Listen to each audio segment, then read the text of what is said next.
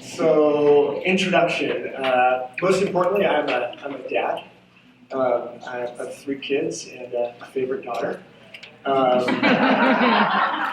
And my boys know that's the case. I'm just not ashamed of that at all. And I happen to work with an amazing set of colleagues at AT&T, and we're going to talk a little bit about something a little special and very different that we've recently done. And I hope as we go through this that people feel free to ask questions, raise hands early. Let's make this as interactive and brand innovators-like in style. These don't tend to be the best ones. That tend to be people here talking, but end up being real discussion. So.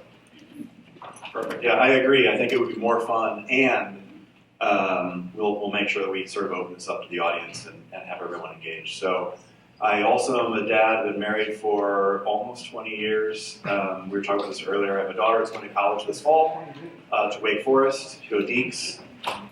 And then my son is a freshman in high school. So we keep busy. I live in Alexandria, Virginia, so I am not local, not a native, but very, very happy to be here. I have a super fun job at Innovid. We're a small public company, but we focus wholly on the intersection of what's happening in CTV now as a platform to help brands deliver their commercials to all of us in the room. So who has a connected TV in the room? Probably everyone. I can also say the same about an iPad, mobile device, and anything that's addressable. You have all interacted with us, you just have not known it, but every single one of you in the room has watched a commercial that we have delivered on behalf of General Motors, or to AT&T, or Verizon, or Pfizer, or P&G, and we work with about 50% of the top 200 brands in the world, and we're responsible for delivering all of their impressions to all of you in the room, and we have the ability to make them interactive. So if you watched the Super Bowl on Paramount, you could actually add Ghost to your watch list on Paramount, engaging with the Roku remote. That was the tech that we built, that we worked with Paramount to deliver that. We also did the same thing for Pfizer. The QR code in the Super Bowl was actually a rich media asset, an interactive TV asset that we actually built. So it's fun to sit in my world on a daily basis, and also have the opportunity to talk to John about. And on a panel, I've never seen Pillow Talk on a title on a panel before. But, can I add on to Sure. a little bit of the infomercials? It's not the topic, but we come back to it. Is the kind of work that you're doing, and we've been partners for years. There isn't enough addressable inventory for the demand. It's the type of inventory that we all want. Getting the right content to the right people, the right devices, and all of that connection. So it's important work, and we could easily flip this little discussion just in getting to know Dave. Just fascinating background as a pilot, as a professor, as an interesting thing. So maybe in the future, brand innovators. Sure. Is Venky in the room?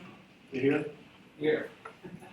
So fun fact, I was a very young, impressionable MBA student in Venky Shankar's class at the University of Maryland 23 years ago. Sorry for the age gap, but so Venky, great to connect, and absolutely awesome to have you here. Thank you, and to be here.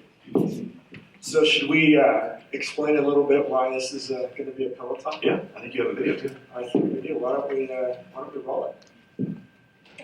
So we talked about this. I think a lot of people in the room who don't know AT&T probably think, "Oh, this is a very different, very cutting edge." But it's not. This is from my perspective, it seems very typical for AT&T. We've had some amazing assets. And we were talking about earlier. Do you remember a commercial that AT&T did? Again, this is a long time. This is 30 years ago. Remember You Will, narrated by Tom Selleck. I think AT&T predicted everything that we use today, including the iPhone, buying tickets online, video conferencing, wireless sort of paying for tolls. Recently, you had Sound of Silence, which was unbelievable and sort of eye-watering for parents that have sort of kids that are playing sports and making sports available to more people, especially football. And now this. So what was the genesis of this commercial, and why was it going after small business owners? No, I appreciate the callbacks to other campaigns that that I personally didn't work on, but are absolutely amazing. That was not intentional, Amazing. but more so history and we innovation. didn't, just to be clear, like, we didn't rehearse this. I really appreciate the accolades, because I think in an industry like telecommunications, but let's pick others. We've had people up here from TGI Fridays and talking about chips and nonprofits.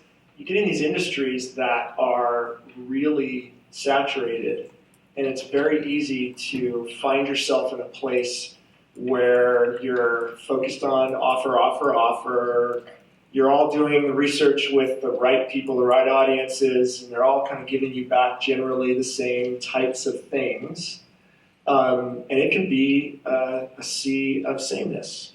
When the new iPhone comes out every fall, we all know where you can go get one.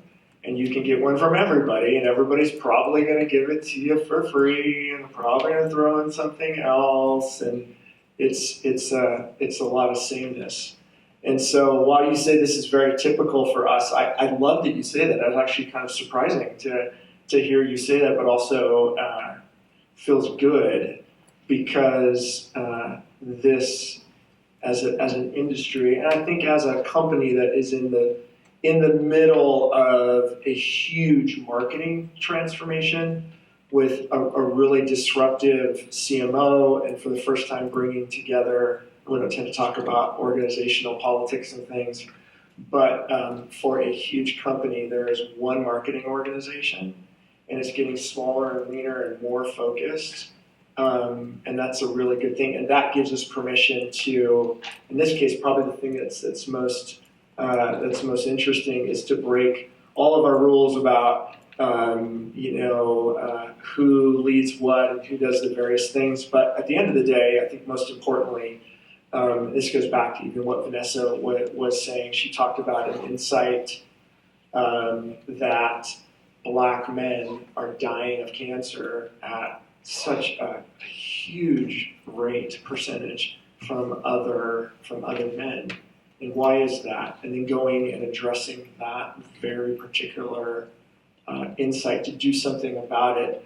Our insight, I kind of touched on it in this little sizzle video, is there are, if you look at the business makeup in this country, like small business is that's the backbone of this country, and yet optimism is really, really low. I don't know how many of you have been part of a small business. Maybe it's a startup, maybe you have a family member. I come from what I can count back at least 5 generations of small business owners. I kind of left the family business that was in construction to go do something else. I had no idea how I ended up sitting up here from having carpentry or paintbrushes in my hand. But I understand very clearly. My wife runs her own business as well. The weight of the world is on your shoulders. And it doesn't seem like anybody's really there to help you other than everybody wants to sell you something. And so when we go and research and talk to small business owners, they're highly skeptical. They don't have that much time. And what's interesting here is because of that, they also don't get much sleep. So could you find a way to build on an insight and talk to an audience that certainly we want to sell different connectivity solutions to? Can we speak to them in a way that isn't the offer the same things like everyone else, so that we might break through in a very different way? So that's kind of the genesis of it, and we can talk about all kinds of other things. It's been a fascinating project. But you went all in. I mean, those clips that you showed were probably fractions of a second of all the content that you had. So how did you decide, or I guess decide one to get approval to go all in with like 6 members of this iconic sort of cast, and why? Like we talked about sort of the challenge in attention today, but why this, and how did you get approval for it? Yeah, I think I would begin sort of at the end of that question, and something that we all know, but sometimes we don't keep in the front of our mind, or certainly as we're pitching different things, and that is that we are disrupting people's lives. And all the work we do, we are disrupting somebody. Now, you maybe come to them with a disruption that could save lives, could have you have fun, not just on Friday, but to have every day is, every time is a happy hour. But you are disrupting people. And so if you are going to work with an Innovid, you're going to work with a Meta, you're going to work with some other partner to place content and disrupt somebody, which if you're being disrupted, that's kind of rude. Like I have something I'm doing. So you have to realize you're in an industry, I'm going to generalize all of us, of kind of pissing people off. You're in the way. So if you are going to go to the effort to disrupt them, think about how you pay off that disruption. And humor is kind of a cheat code, if you will, to get somebody's attention and to pay off that time. One of the favorite quotes, I don't think it made the final edit here of this sizzle, was somebody who posted, "Did I just watch a 6.5-minute AT&T business ad? Question mark." And then it says, "More, please." And that was this campaign, what we did. I get back to the cast and how I think you can do these things for very little to no money to spending a little more money like we did. But we really flipped it, and we were paying off that disruption with more and more content before we ever kind of blatantly put an ad in front of them. We were part of it initially, but we were trying to reward before we were going to ask for something. Because again, we're in the business, all of us, of pissing people off and getting in their way. So to make that exchange valuable, try and pay it off. And in this case, and you saw it with some of the clip, this was an effort from everybody, from our PR teams to our social teams to our advertising teams, our production teams, to really make something different. But the ideas had bounced all over the place. We spent months, right, with our partners at Omnicom, with BBDO and Critical Mass and Kern and others, and just chewed through various ideas. And as we chewed through those, I think the thing that kept us moving along was we would smile or go, that could be really interesting. We could afford that. We could afford to do that. But none of those ideas were quite good enough. And I have this belief that if you're creating something and it isn't so good that you personally and your friends, your colleagues, if you wouldn't share it with your personal social network and be proud of it, it's not good enough. And when you're doing a lot of maybe offer-based things or little things that kind of don't really move the needle, but it's part of a brief that came through and it's kind of got to check the box and move it forward, those things are disrupting people and are not really paying it off. So great work, breakthrough work, and it doesn't matter whether your budget is zero or on the backs of your own sweat labor or if it's much higher. If it isn't good enough for you to share it, then it's not good enough and go back. And so I think we gave ourselves permission. This was 6 months of work before we ever landed. I think it's probably fair, landed on a concept. And frankly, the strategy was we had launched a campaign a year prior that we were building on. Anyway, I don't know what the original question was, but I just talked for a long time. No, it was good. As you were answering, I was thinking two things. One, for everyone in the audience who doesn't have 6 months, who doesn't have the budget, and I always think about this, when in doubt, there is no doubt, don't do it, right? If it's not impactful, don't do it. What message do you give to people in the audience who don't have the ability to take that long or don't have Rain narrating, ASMR for a pillow? What advice do you give to people in the room that want to have an impact, don't want to be disruptive, but also want to be relevant? So I love this question that I didn't know was coming. Because I just came up with it. Yeah, you just came up with it. At my last company, I spent quite a few years at Microsoft, and I left at a good moment, and I said, I don't ever want to go to another big company. There's too much corporate politics. And so I went to the place that was furthest away from that. I was working with a Chinese device manufacturer that had stood up a brand, and there were no rules. Like my CMO that I worked for said, John, there's no long term. Like it's all now. So right to your question. And we went. And the lesson I learned there, what worked, to kind of directly answer your question, and then I'm going to tell you it's a stupid question. But the thing that worked is we were collaborating. We were collaborating with, you might call them influencers, but they were customers that we were connecting. Some of them were fans that we were connecting, and they became collaborators, sorry, not getting that, with us. And probably the thing I'm most proud of at that company is we built a fan program, basically, where we would go and show them product before it came out. We had started showing them product, the ideas that were a couple years out and making. There's still lots of decisions.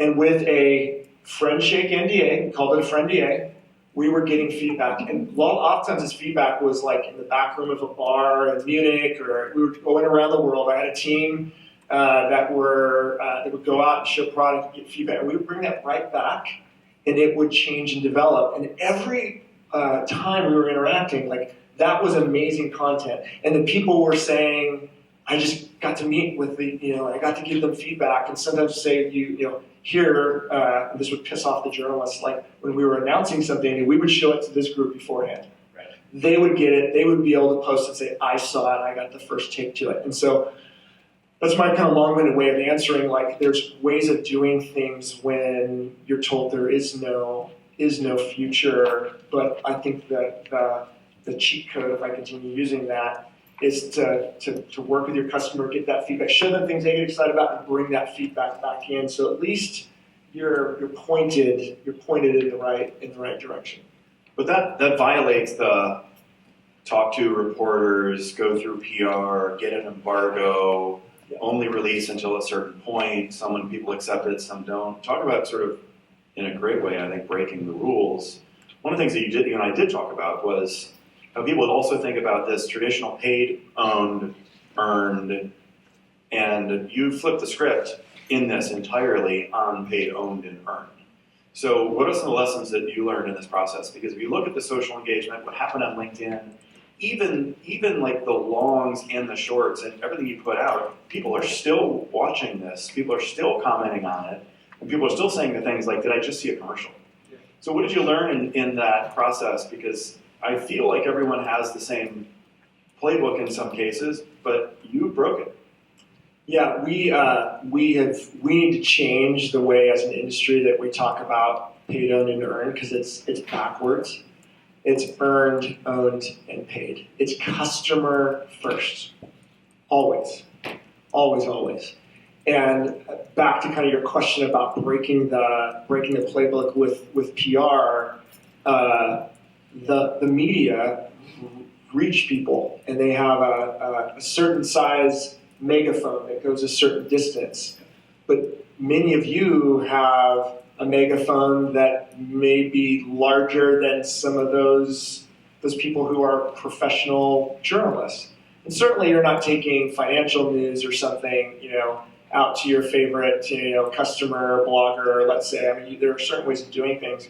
But when it comes to building excitement for your brand and listening to things, like, we all should throw out the playbook and talk to our customers and realize that there are lots of ways of reaching people. What was unique in this campaign is that we did exactly that. So we went live, sort of. Rainn Wilson joined LinkedIn and asked a few questions. And without encouragement or any paid dollars from us, you saw some of this just going. And there are huge office fan groups. In fact, that show is I think the data would show it is more popular today than it was when it stopped airing at the end of its 9th season more than 10 years ago. When we pulled this group together, this is the largest group of Office cast members together since they wrapped. There's a few of them that do a podcast, they might bump into each other at a film festival, but we brought them all together, and what was magical in flipping that script, not only did we start them on LinkedIn, they started dropping things and little bits of content before we ever spent any media, but they had been collaborating us through the process. Our creative director from BPO sat and did hours of phone calls, and we had a whole bunch of different concepts. And when we landed on The Pillow, which is one that we loved, they all commented like, this is actually kind of the crazy kind of thing we would actually do. And then what was scary in the corporate world is we had sort of our campaign, how it laid out. Well, the 6 of them also write. And The Office was written by the cast and contributed. So here you go in a big corporate structure, we're 150 years young. And I'm going to get a bunch of money to go do a thing that we think is going to go this direction, but all these comedians are going to go and contribute, and that was a load of fun. But what happened, and here's a lesson that you can take whether you're spending a lot of money or nothing. When you're working with these new media influencers, somebody who has a megaphone this big or that big, don't try and control them, right? Don't say, here's my brief and exactly what I want you to say. You can say, here's my brief and the direction I'm trying to go. But let them do their thing. Trust. And when you do that, it creates magic. And it's why people are continuing to come back to this campaign. Now, what's part of this campaign is that product was real. We've actually made it. And there was... and sold it out. Yeah, exactly. Well, it was a sweepstakes. I wanted to call it a sleepstakes, but that's like copyrighted somewhere else. But there are a bunch of fans who are going to get pillows here soon, and that's a whole bit of unboxing and other things and additional content. But what you can do, whether you have that big budget or that small budget, is let that individual tell the story. They have a following. That megaphone has people that are listening because they have a particular way of doing it. Don't kid yourself that you, the brand marketer, and you with all the money, and you with the title, know what the hell that you're doing with that specific audience. They know that audience. And so allow that magic within reason to really, really play out. And you'll find magic whether you spend $1 or whether you spend a little bit more. I've been given the 2 minutes 1 minute ago. 2 options. Any questions from the audience? Because that would be the most efficient use of time. Yes, ma'am. Thanks for your time today. My name is Darren. I'm with Green Set Era. My question is, in this case, it seems like you had a baked-in group of celebrities you could work with. They kind of aligned with the small business campaign you were going towards. For a brand that's wanting to work with celebrities, how do you advise thinking through the chemistry part of that? Making sure you pick the right celebrity for the campaign, for the brand voice, and figuring out if that individual or the group of people have that right chemistry with your brand.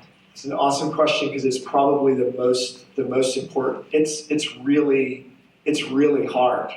It's really hard to land that. We adjusted some of the things that we did with each of these individuals because we didn't know what would happen. Like, okay, you put that person in with People Magazine or Entertainment Weekly, you have no idea what's going to be said. As just one example, but it was a lot of time and a lot of research and worth a conversation and a drink. That's probably the most important. And I think a lot of, you'll find specialty marketing agencies and some of your larger agencies that have a discipline in doing that. I would spend a lot of time getting to know and asking a lot of questions. Awesome. I think we're at time. Thanks, everyone. Thanks, John.